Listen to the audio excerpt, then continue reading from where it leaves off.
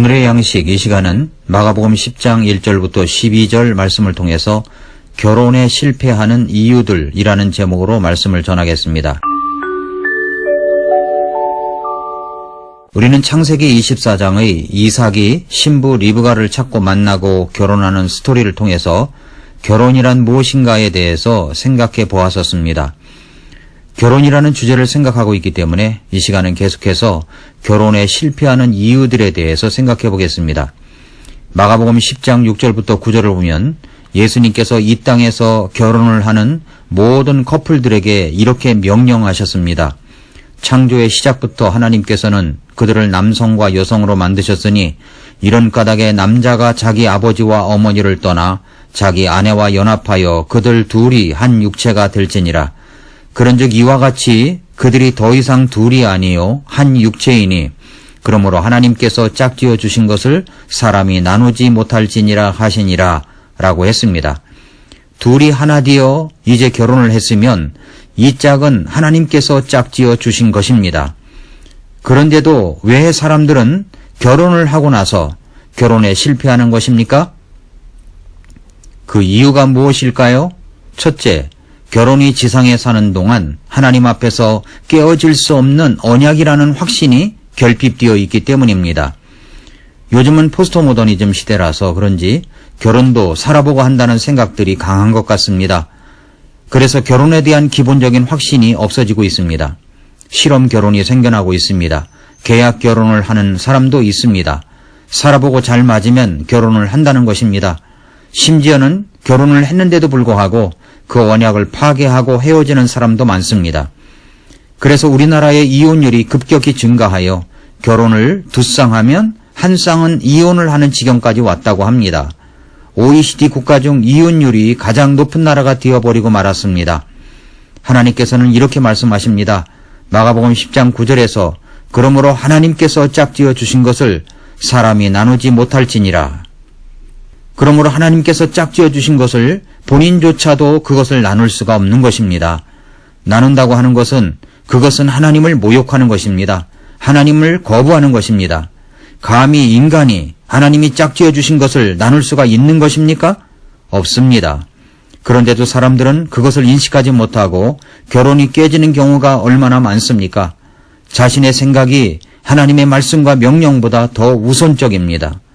이혼이라고 하는 것은 하나님께서 금하신 것입니다. 선악과와 같은 것입니다. 그것을 먹는 날에는 정령 죽으리라고 하신 말씀을 어기고 자신의 생각과 판단에 따라 사탄이 찾아와서 네가 이혼이라는 열매를 먹는 날에는 자유롭게 될까봐 하나님께서 금하신 것이라는 거짓에 속아서 이혼을 하게 됩니다. 왜 그렇게 결혼에 실패를 하며 이혼을 하는 것일까요? 결혼이 이 지상에 사는 동안 하나님 앞에서 깨어질 수 없는 언약이라는 확신이 없기 때문입니다. 말라기 2장 14절부터 16절에서 그럼에도 너희는 이르기를 어찌된 까닭이니까 하는도다.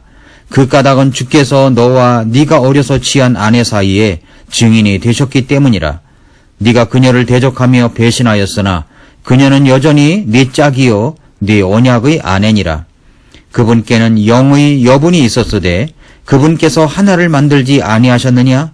어찌하여 하나만 만드셨느냐? 이것은 그분께서 하나님을 따르는 씨를 구하고자 하심이라.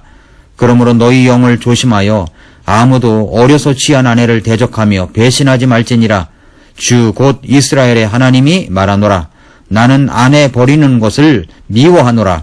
사람이 자기 옷으로 폭력을 덮나니 그러므로 너희는 너희 영을 조심하여 배신하지 말지니라. 만군의 주가 말하노라 라고 말씀했습니다. 주님께서 말씀하신 이 말씀을 잊지 마시기 바랍니다. 결혼은 하나님 앞에서 깨어질 수 없는 언약이라는 확신을 가지시기 바랍니다. 왜 결혼에 실패하는 것입니까? 둘째, 부부 사이의 이해와 대화가 단절되었기 때문입니다. 한 지붕 밑에서 산다고 해서 한 이불을 덮고 잔다고 해서 저절로 대화가 되는 것은 아닙니다. 하나님께서는 하나님과 성도와의 교제의 수단으로 성경과 기도를 주셨습니다. 대화는 함께하는 삶의 의미와 보람을 위한 본질적인 요청입니다. 바람직한 부부관계는 커뮤니케이션의 열린 통로와 기술이 없이는 불가능합니다. 끊임없는 이해와 끊임없는 대화를 위해서 서로 노력을 해야 합니다. 말씀으로 내 인격을 다듬으면서 부딪히는 문제들이 드러나면 고치시려는 하나님의 사인으로 간주하고 끊임없이 서로를 받아들이고 이해하고 대화를 해야 하는 것입니다. 일주일에 한 번은 부부가 차분히 앉아서 서로에 대해서 이야기하는 것을 잊지 마시기 바랍니다. 대화가 제대로 이루어지지 않아서 결혼에 실패하는 경우가 너무나 많습니다. 부부 대화는 일정한 격식을 갖추어 대화하긴 어려울 것입니다. 서로 편하게 대화하며 하루에 있었던 이야기를 나누는 것도 한 방법입니다. 그러므로 우리가 대화할 때 불만보다는 감사를 먼저 하시기를 바랍니다. 누구나 불만보다 감사하는 말을 하기가 쉽지 않습니다. 이런 태도가 훈련되어 있지 않기 때문입니다. 감사한다고 해서 자존심이 상하는 것이 아닙니다. 요즘 시대는 정말로 중요한 윤리적 가치가 세워져 있는 시대가 아니라 포스트 모던 시대입니다. 그러다 보니 편리주의가 우선입니다. 몇 년 전까지만 해도 이혼녀는 불명예의 표본이었지만 경제가 어렵다 보니 게으르고 대화가 통하지 아니하면 상대를 반드시 잡아들 필요가 없다는 것으로 생각이 바뀌어지고 있습니다. 요즘 30대 여성들은 이혼에 대한 생각은 한두 해 살 것도 아닌데 일단 못 살 사람이라 생각되면 미련 없이 빨리 이혼해야 한다. 한 번 사는 인생인데 같은 값이면 좋은 사람 만나 재미있게 살다 죽어야지. 무엇 때문에 마음 맞지 않는 남자를 만나 일생 속썩이며 살겠는가? 이런 생각을 갖고 있습니다. 정말 이것은 성경적인 생각이 아닙니다. 부부가 대화하는 것은 그리 수준 높은 것을 말하는 것이 아닙니다. 비록 생활 능력은 없다 해도 아내가 멀리 다녀오면 밥을 해놓고 아내를 따뜻하게 맞이해주는 남자, 버스 정거장이나 지하철역까지 나와서 무거운 짐을 받아주며 수고했어, 고생했네 라고 한마디 따뜻하게 할 수 있는 남자면 여자는 그만이라고 생각합니다. 무뚝뚝한 말이지만 아내가 이해해주는 대화는 아무리 힘들고 지쳐 있더라도 풀어지고 새로운 기운을 얻을 수 있기 때문입니다. 그러므로 감사한다는 말을 자주 하십시오. 식사를 하면서도 음식을 맛있게 먹으면서 맛있게 해줘서 고맙다고, 당신이 있어서 행복하다고, 당신이 밖에 나가 수고를 너무 많이 해서 우리 가족을 부양해줘서 정말 고맙다고 그렇게 감사하는 말을 서로 주고받으시기를 바랍니다. 뿐만 아니라 서로 친절하게 대해 주어야 합니다. 서로 나이가 들수록 더 친절하고 예절 바르고 자상하고 부드럽게 대해야 합니다. 예수님도 우리에게 친절을 베풀어 주셨습니다. 에베소서 2장 7절에서 이것은 그분께서 그리스도 예수님을 통해 우리에게 베푸신 친절 속에 담긴 자신의 은혜의 지극히 풍성함을 다가오는 시대들 속에서 보여주려 하심이라고 했습니다. 그리스도 예수님을 통해 우리에게 베푸신 친절 속에 담긴 자신의 은혜라고 했습니다. 하나님께서는 예수님을 통해서 우리에게 친절 속의 은혜를 담으셔서 우리에게 주셨습니다. 그래서 에베소서 4장 32절에서 우리에게 이렇게 하라고 하십니다.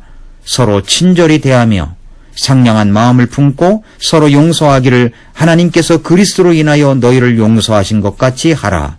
그렇습니다. 부부는 서로 친절하게 대해주어야 합니다. 골로새서 3장 12절에서 그러므로 너희는 하나님께서 선택하신 자요 거룩하고 사랑받는 자로서 긍휼히 여기는 심정과 친절과 겸손한 생각과 온유함과 오래 참음을 잊고 라고 말씀을 했습니다. 친절하게 서로를 대해줄 수가 있어야 하는 것입니다. 왜 결혼에 실패하는 것입니까? 셋째, 결혼에 대한 비현실적인 기대가 있기 때문입니다. 결혼은 요술이 아니라 고된 노력으로 이루어 나가야 할 창조적 예술입니다. 결혼을 너무 환상적으로 생각해서는 안 됩니다. 대부분의 실패한 결혼의 배후에는 이상이 아닌 마술적 망상이 도사리고 있습니다. 왜 결혼에 실패하는 것입니까? 넷째, 결혼에 대한 준비성이 결여되었기 때문입니다. 결혼에 대한 중요도를 인식하는 만큼의 물질적, 도덕적, 철학적, 영적 준비들이 구체적으로 필요합니다. 충분히 준비되지 않고 해치워버리는 우발적인 해프닝으로서의 결혼이 흔히 후회와 파경을 가져오는 것입니다. 혼전 임신이나 성적인 바른 태도를 갖추지 못해서 결혼을 서두를 수도 있습니다. 그저 함께 있고 싶은 마음 때문에 결혼을 서두를 수 있습니다. 그러나 결혼이라고 하는 것은 그렇게 해서 하는 것이 아닙니다. 그래서 저는 충분치는 않지만 결혼하겠다고 찾아오는 커플들에게 결혼 예비 학교를 진행합니다. 3번의 짧은 만남이지만 결혼에 관한 책 2권을 읽고 책 내용으로 피드백을 하고 결혼이 무엇인지에 대해서 구체적으로 말씀을 전해줍니다. 그리고 나서 주례를 합니다. 그렇게 해도 세월이 흘러 나중에 들려오는 나쁜 소식은 이혼을 했다는 안타까운 이야기를 들을 때도 있습니다. 그러므로 충분히 준비를 해야 합니다. 사랑하는 성도 여러분, 우리 주님의 말씀을 명심하십시오. 그런즉 이와 같이 그들이 더 이상 둘이 아니요 한 육체이니 그러므로 하나님께서 짝지어 주신 것을 사람이 나누지 못할지니라. 서로 사랑으로 대하십시오. 서로 친절하십시오. 예수님께서 나를 사랑하신 것처럼 그렇게 사랑해 주십시오. 하나님께서 여러분과 여러분의 자녀들의 삶에 복된 인생을 만대까지 복받는 아름다운 가정이 되시기를 축복합니다.